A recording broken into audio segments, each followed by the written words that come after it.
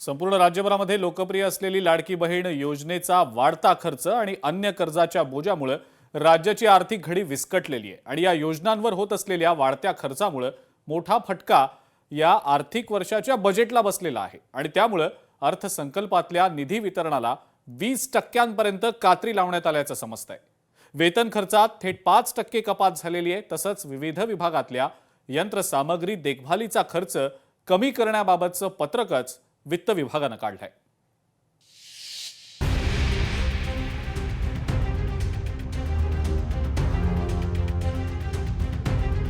लाडकी बहीण योजना आणि कर्जाच्या बोजाने आर्थिक घडी विस्कटली।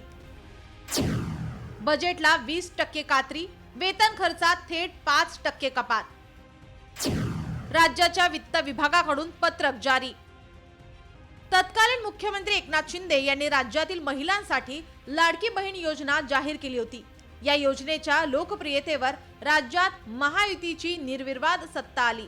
मात्र या योजनेसाठी पुरेशा निधीची तरतूद नसल्याने ही योजना कायम वादात राहिली आहे। या योजनेसाठी अन्य विभागांचा निधी वर्ग करण्यात आला। यात सर्वाधिक निधी सामाजिक न्याय विभागाचा वापरण्यात आलाय। आता खर्चाचा बोजा वाढला आहे, त्यामुळे वेतनाला विलंब होणार आहे। कार्यालयीन खर्च, ओव्हरटाइम, यंत्रसामुग्री देखभालीच्या खर्चालाही कात्री लावण्यात आली असून इतर खर्च सरासरी 5 ते 20% कमी करण्यात आले आहेत। तसे परिपत्रक वित्त विभागाने जारी केले। सन 2025-26 चे सुधारित अंदाज निश्चित करण्याची कार्यवाही सध्या सुरू आहे।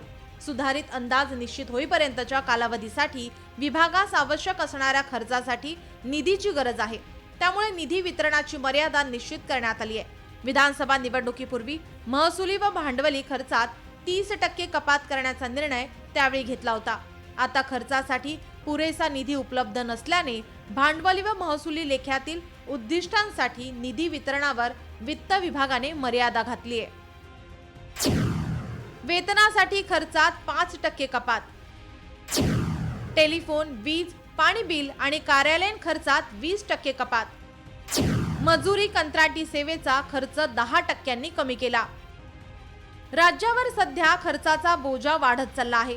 वाढत्या खर्चामुळे राज्याच्या तिजोरीमध्ये मोठी तूट अपेक्षित आहे। या परिस्थितीत 2026-27 या वर्षाचा अर्थसंकल्प महायुती सरकारसाठी आव्हानात्मक ठरणार आहे। लोकप्रिय योजनांवर केंद्र सरकारच्या आर्थिक पाहणी अहवालातही राज्यांच्या वाढत्या खर्चावर आक्षेप नोंदवण्यात आलाय। वाढीव उत्पन्नाचा स्रोत वाढवण्यापूर्वी अशा योजना लागू करणे हे आर्थिकदृष्ट्या धोक्याचे ठरू शकते, असा स्पष्ट इशारा केंद्रीय आर्थिक पाहणी दिला आहे। त्यामुळे राज्य सरकारने याबाबत गांभीर्याने विचार करण्याची आवश्यकता आहे।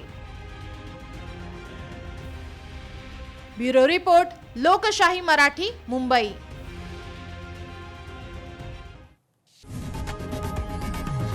लोकशाही मराठी, ऐका, पहा, जागरूक रहा।